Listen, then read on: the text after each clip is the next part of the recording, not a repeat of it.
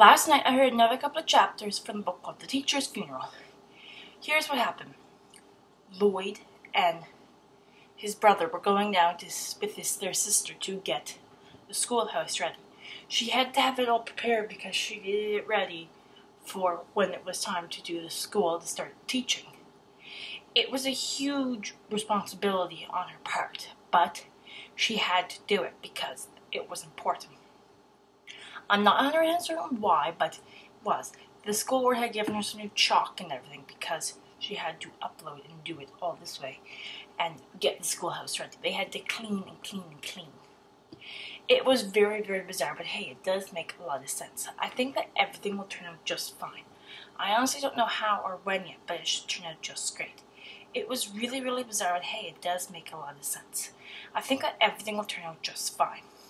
There really isn't much else to say, so that's all for now.